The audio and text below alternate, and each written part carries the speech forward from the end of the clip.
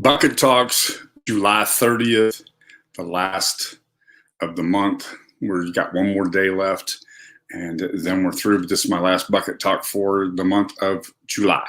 So we've been talking about a disciplined mind, what we allow ourselves to think about. And I gave you access, I gave you a way to get into a program that I created years ago called Self-Directed Learning Project.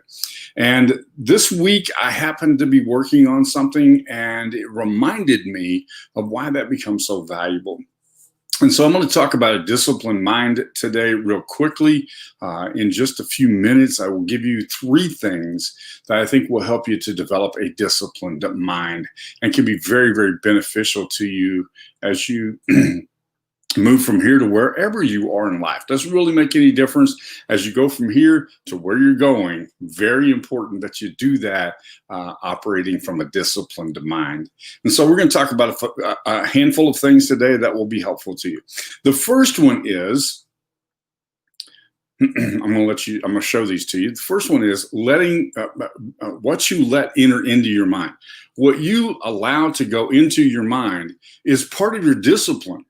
I mean, it's necessary to do that. That way you have complete control over what you're feeding your mind. I was sitting in the airport in Chicago, probably 20 years ago, 22 years ago, something like that. Reading a book, and the book says that you to share all of the news information that's coming into your head. So I looked up, not that you don't need to be unaware. That's not what I'm talking about at all. I'm just talking about making sure that you don't let that get inside of your head and start changing the dials for you. So I looked across at the guy sitting across from me. He's reading the newspaper back when people used to sit and read the newspaper. And he's reading the newspaper and read the headlines on the newspaper. And interestingly enough, these were the headlines, and I'll never forget it. The first one is, Democrats are having trouble finding the right candidate. Now, I don't know if that was talking about a local election or national election or whatever it was. It's like, that's welcome to politics. We can never find the right candidate. So, okay, what did I learn from that? I learned what I already know. So the next headline I looked down on it said this: doctors have reported that a face transplant is not yet ready to release to the public. So in other words, they're making an announcement about something that isn't even available yet. And I didn't really need to know that, because I don't, as you know, whatever you think about this, I don't have any intention of changing it. Okay, so face transplant, I thought that was an interesting topic. So I sit and read the headlines on this paper, and I thought, what, how much better is my life as a result of that? Now, let me show you the book that I was reading. The book that I was reading when I read that was this book. And you've seen this book. I've held this book up 1,000 times. This is called The Little Gold Book of Yes Attitude. And it is all about making sure that you have control over what you mind. That topic I've been studying for years and years and years, and I can't recommend this book strongly enough. But the point that I'm trying to make is this: that what you let go into your head makes all the difference in the world. It can change things. Be careful what you let enter into your mind. You may have to turn social media off. One of the reasons why I've started trying to live stream into YouTube is because there are a lot of people who just need to shut Facebook off. Just do. And if they just shut Facebook off, it will be helpful to them. We're going to figure out some other places to put Bucket Talks so that we don't run into that noise going into your head and disrupting your day, because it can do that, and it can alter your thinking, and that is not a disciplined mind. That's an undisciplined attitude.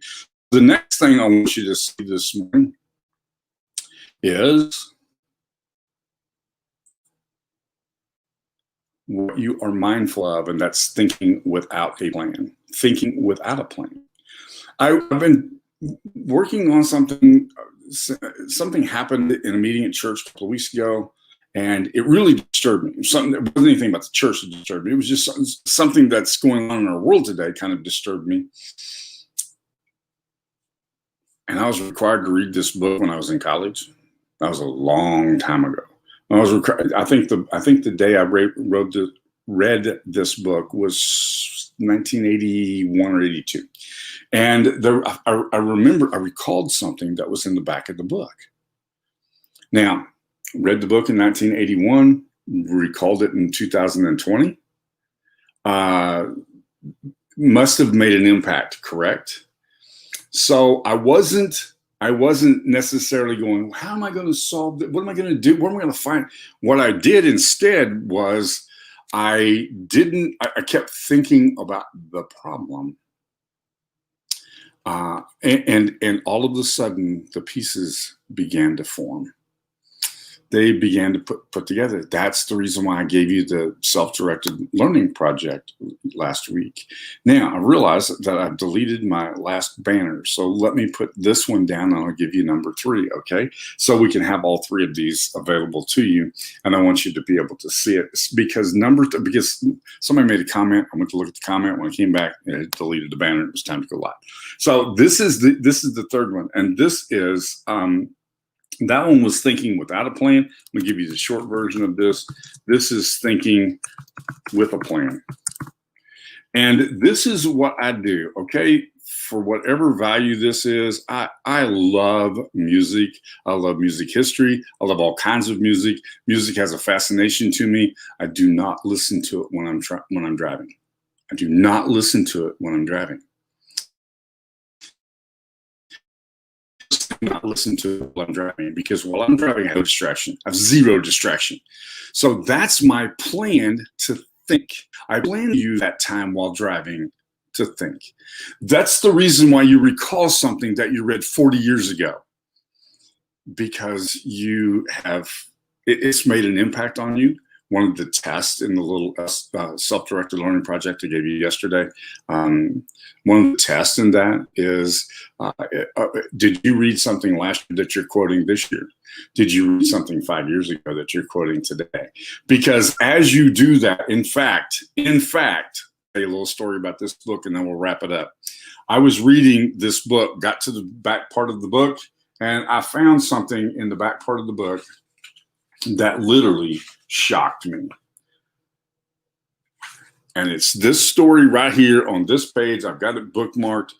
This is the 3rd book I've bookmarked it in, because the story that Jeffrey Gitomer tells on that page in that book, which I will never forget, exactly mirrors a story about my daughter at exactly the same age. And I picked my daughter up from the airport. I handed her that book, opened to that page, and she said, "Dad, did you give him that story?" And I said, "No, honey, I didn't give him that story." The tears run down her face. I said, "No, honey, I didn't give him that story." I said, "It's the story of his daughter." She said, "I'm so glad to see that. It makes all the difference to me that you could do that." So there's 3 things that we need to do that will really help us to have a disciplined mind.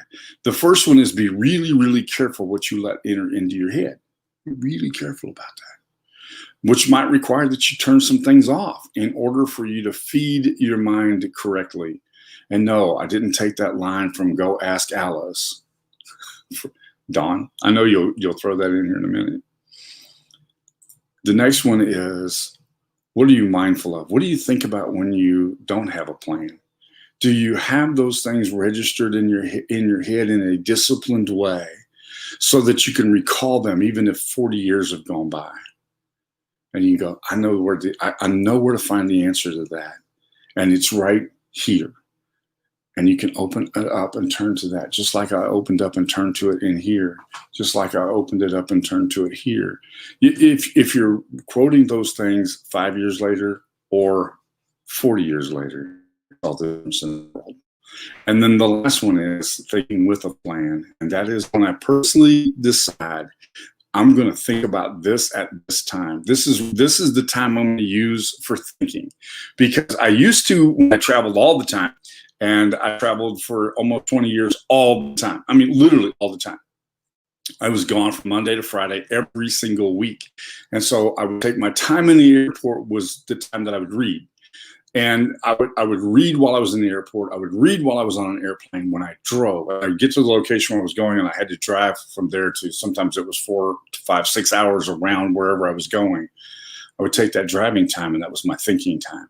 So sometimes you think without a plan, and sometimes you have a purpose and you plan when you're going to do your thinking. All right. Those are the things. I'll drop the link to that self-directed learning project below, so you can pick that up if that's interesting to you. And we will move into next week, next month, and a brand new topic as we go. Let me make sure I have nothing else here.